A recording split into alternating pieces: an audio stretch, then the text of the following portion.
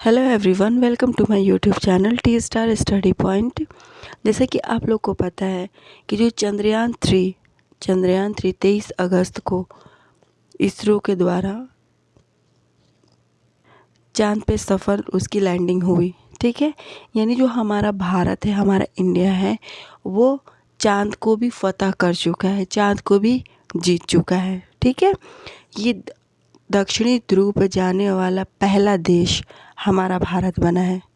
ठीक, तो इसरो के वैज्ञानिकों द्वारा चांद पे फतह करने के बाद वह सूरज पे भी उनका एक मिशन चल रहा है, सूरज पे भी भेजने का एक मिशन चल रहा है, जिसका नाम उन्होंने दिया है आदित्य L1। ठीक है, तो आदित्य L1 अभी लॉन्च नहीं हुआ है, यह होगा 2 सितंबर को। ठीक है, 2 सितंबर को 2003 को इसरो द्वारा सूरज पे भी भेजा जाएगा, सूरज को भी फतह करने के लिए, और जिसका नाम रखा गया है आदित्य L1।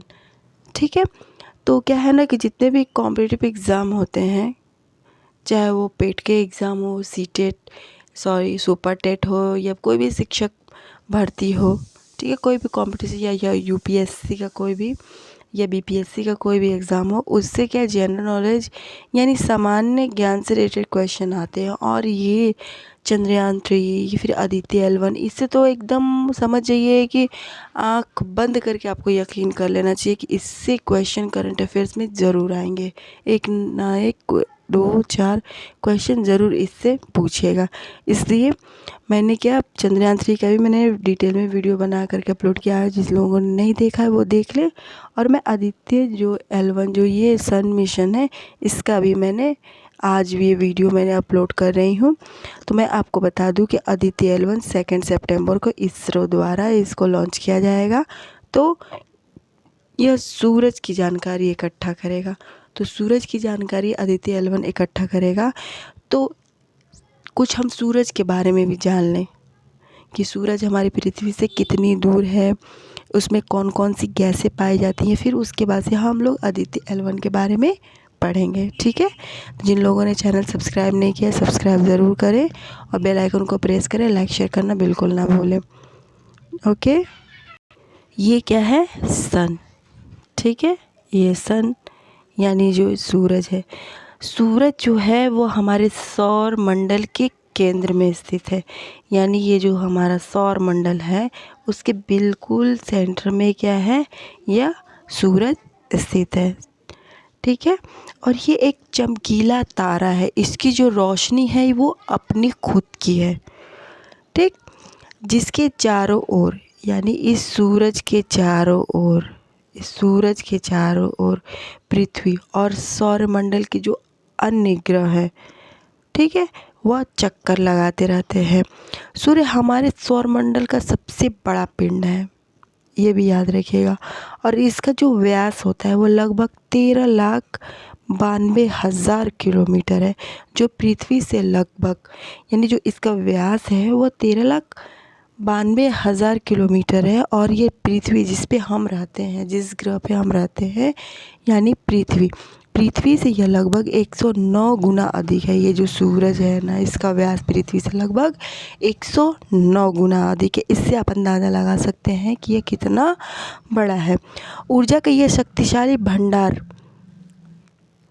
ये जो सूरज है, ठीक, ये ऊर्जा का एक शक्तिशाली भंडार है, जिसमें हाइड्रोजन, हीलियम का एक विशाल चमकीला गोला। ये सूरज जो है मोस्टली किन गैसों से मिल कर के बना है? तो इसमें ज़्यादा हाइड्रोजन और हीलियम गैस पाई जाती हैं। यह हाइड्रोजन और हीलियम गैस का मिल करके एक विशाल चमकीला गोला है, जो अपने केंद्र में परमाणु विलय की प्रक्रिया के माध्यम से ऊर्जा उत्पन्न करता है। यानी अपने केंद्र में क्या होता है? परमाणु जो इसके विलय होते हैं, जिसके कारण क्या होता है कि ऊर्जा उत्पन्न होता है। इस कारण सूर्य के केंद्र का तापमान सबसे अधिक होता है। यानी सूर्य का जो ये केंद्र है, यहाँ का जो तापमान होता है वो और अन्य जगहों के तापमान से काफ़ी अधिक होता है। तो इसमें हम लोगों ने क्या पढ़ा कि जो सूरज है यह सौरमंडल के केंद्र में स्थित है और यह हमारे पृथ्वी से इसका व्यास लगभग 109 गुना अधिक है और यह हाइड्रोजन और हीलियम गैसों से मिलकर के बना है। ठीक, क्लियर है। हमारी पृथ्वी पे जो सूरज की जो किरणें आती हैं, ठीक, यानी सूरज की जो किरणें हमारी पृथ्वी पे आती है उनका हम केवल एक छोटा सा अंश यानी बहुत कम मात्रा में क्या होता है वो पृथ्वी पर पहुंचता है। यानी जो सूरज जो आग का गोला है जो हाइड्रोजन और हीलियम गैसों से मिलकर के बना है, इसका एक छोटा सा अंश जो है वो पृथ्वी तक पहुंचता है। अब इससे अंदाज़ा लगा लीजिए कि जो उस छोटे से अंश से हमारी पृथ्वी क्या होती है, जगमगा जाती है। ठीक है, तो और सारे जितने अंश उसके हैं जो और जगह पड़ते होंगे तो वो कितना जगमगाता होगा, वो कितना रोशन होगा। ठीक, जिसमें से जो छोटे से जो अंश हमारी पृथ्वी पे आती है उसमें से 15% अंतरिक्ष में परिलक्षित हो जाता है, अंतरिक्ष में ही परिलक्षित हो जाता है 15%, और 30% जो है वो पानी को वाष्पीकृत करने के लिए उपयोग किया जाता है। उसके और अधिकांश ऊर्जा जो होता है पौधों और महासागरों द्वारा अवशोषित की जाती है। यानी ये जो पृथ्वी पे जो थोड़ा सा जो अंश हमारे पृथ्वी पे आता है उसे सारे को हम यूज़ नहीं कर पाते, वो डिस्ट्रीब्यूट हो जाता है अलग अलग कामों में। तो सूर्य की जो प्रबल, सूर्य के अंदर ग्रेविटेशनल पावर जो होती है, गुरुत्वाकर्षण शक्ति, वह विभिन्न कक्षाओं में घूमते हुए, यानी जो सूर्य जो है वो केंद्र में स्थित है और उसके चारों तरफ अन्य ग्रह क्या होते हैं उसके चक्कर लगाते हैं। तो सूर्य के अंदर इतनी प्रबल गुरुत्वाकर्षण शक्ति होती है, ग्रेविटेशनल फोर्स होता है कि वह अलग अलग कक्षाओं में घूमते हुए पृथ्वी और अन्य ग्रहों को अपनी ओर खींचे रहती है। यानी ग्रेविटेशनल फोर्स की वजह से ही क्या होता है वो अलग अलग ग्रह जो होते हैं वो अपनी कक्षाओं पे घूमते रहते हैं। किसके कारण? सूर्य के कारण, इसका ग्रेविटेशनल फोर्स के कारण, इसके ग्रेविटेशनल पावर के कारण, और उसे अपनी कक्षा में बनाए रखते हैं। ठीक है, इसमें जिस तरीके से पृथ्वी के ग्रेविटेशनल फोर्स के कारण, इसके ग्रेविटेशनल पावर के कारण हम क्या होता है, पृथ्वी जो होता है, पृथ्वी पे हम चलते हैं, कोई भी सामान ऊपर फेंको तो डायरेक्टली नीचे आती है। किसके कारण? इसके ग्रेविटेशनल फोर्स के कारण। उसी तरह ये जो सूरज है इसके अंदर बहुत अधिक गुरुत्वाकर्षण शक्ति होती है, ग्रेविटेशनल पावर होती है, और ये जिसके चारों तरफ जितने भी ग्रह होते हैं, ठीक, ग्रह कितने हैं? 8 हैं। ओके, तो ये जो ग्रह है इनको वो अपने गुरुत्वाकर्षण शक्ति के कारण क्या होती है, अपने इनके कक्षाओं में घूमने में सहायता प्रदान करती है। कौन? सूरज की ग्रेविटेशनल पावर। ठीक है, इतना समझ में आ गया। फिर नेक्स्ट, क्योंकि आदित्य L1 के बारे में पढ़ने से पहले थोड़ी बहुत जानकारी सूर्य की होनी आवश्यक है, इसलिए मैंने इस वीडियो में उसको सूर्य के बारे में कुछ पढ़ाना उचित समझा है। उसके बाद में फिर अभी आपको आदित्य L1 के बारे में पढ़ाऊँगी, जो ये इसरो द्वारा मिशन है जो 2 सितंबर को सूरज पे वो भेजेगा, और जो 3 से 4 महीने में पहुंचेगा सूरज की कक्षाओं में, वो प्रवेश करेगा। सूरज के बारे में कुछ हम लोग जान लें शॉर्ट में ही। तो ये सूरज क्या है? ठीक है, एक क्वेश्चन आता है सूरज क्या है, दिमाग में आता है, तो शॉर्ट में जानिए सूरज एक गैस का गोला है। ये जो सूरज है वो क्या है? एक गैस का गोला है। इसमें 72% हाइड्रोजन, 26% हीलियम, यानी इसमें क्या, किसकी अधिकता है ज़्यादा है? कौन सी गैस की? हाइड्रोजन एंड हीलियम की। और 2% कार्बन और ऑक्सीजन से ये बना है। यानी इसमें 4, हीलियम, हाइड्रोजन, ऑक्सीजन और कार्बन, 4 गैसेस हैं। तो इसमें सबसे ज़्यादा क्या है? हाइड्रोजन है 72%, परसेंट भी पूछ सकते हैं। ठीक है, तो 72% hydrogen, 26% helium, 2% carbon and oxygen. से ये क्या है, बना हुआ है।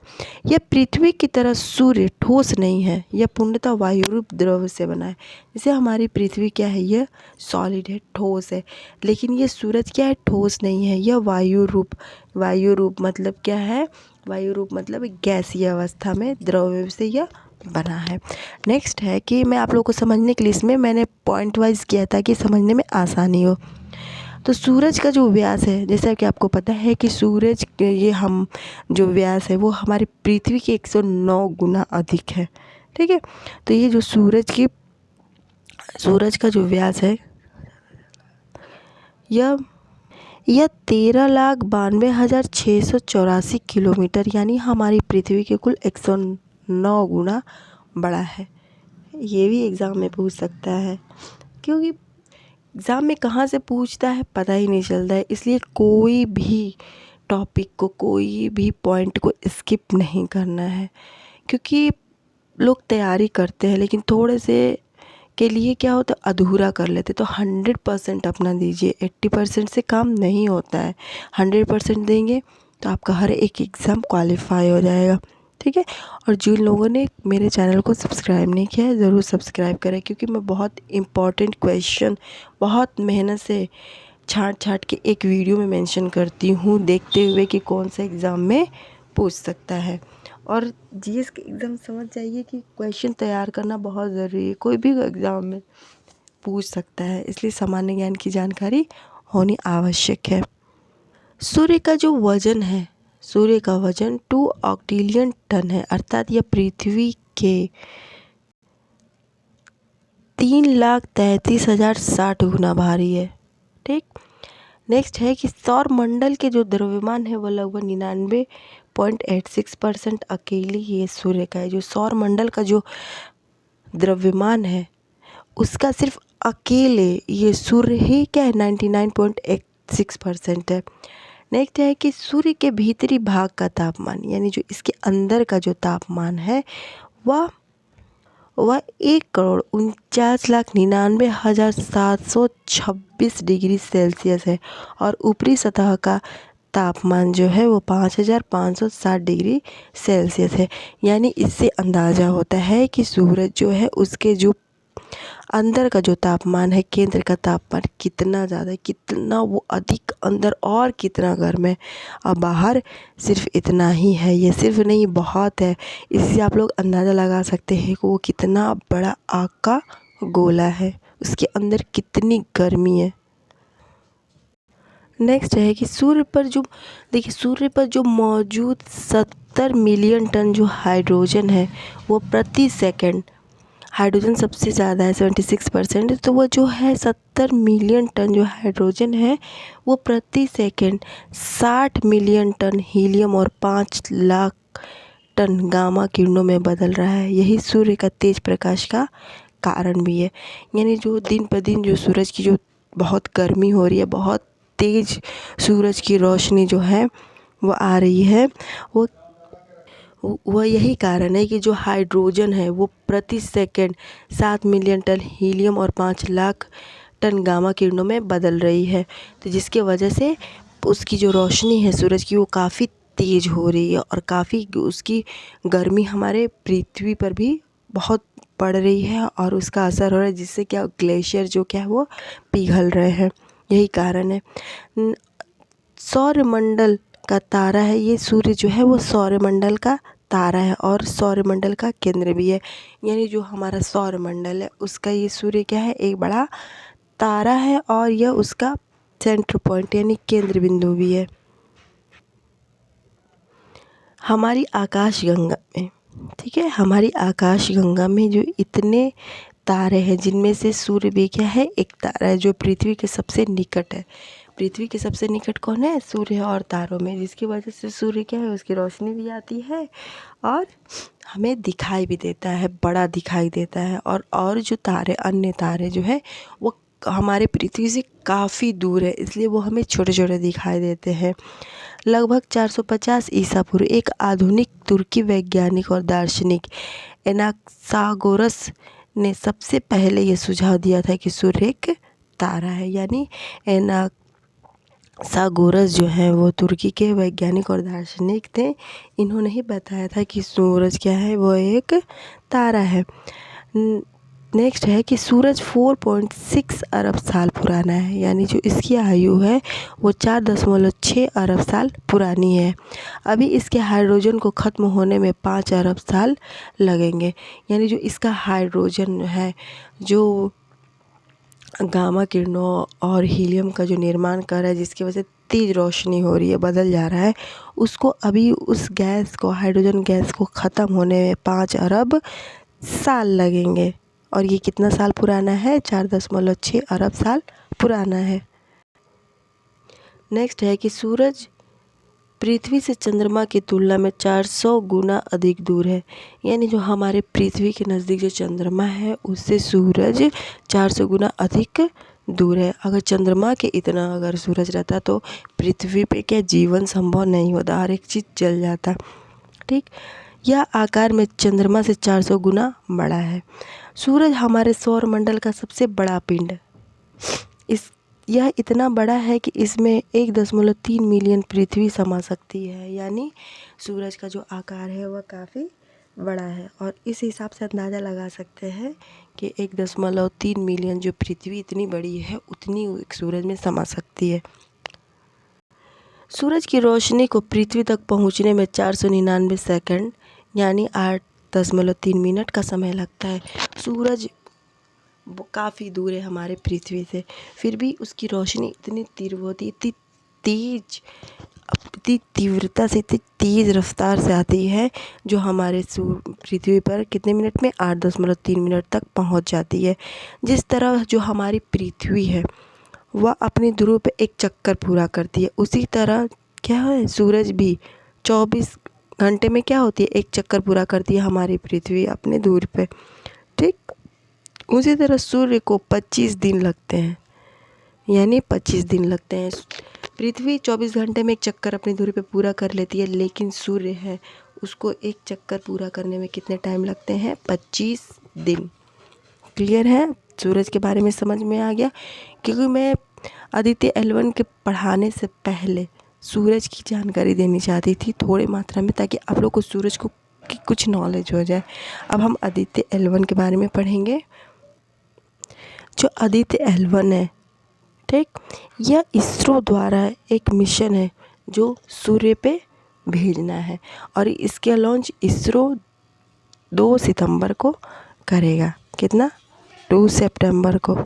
ठीक है, तो आदित्य L1 का मुख्य उद्देश्य क्या है? पहला क्वेश्चन अब ये है कि इसका क्या मिशन है। जिस तरह चंद्रयान 3 का मिशन क्या था कि वह चाँद के दक्षिणी ध्रुव पे जा कर के पता करे कि वहाँ क्या है, तो उसमें इसरो कामयाब हो गया। 23 अगस्त को वह सफलतापूर्वक लैंडिंग हो गया।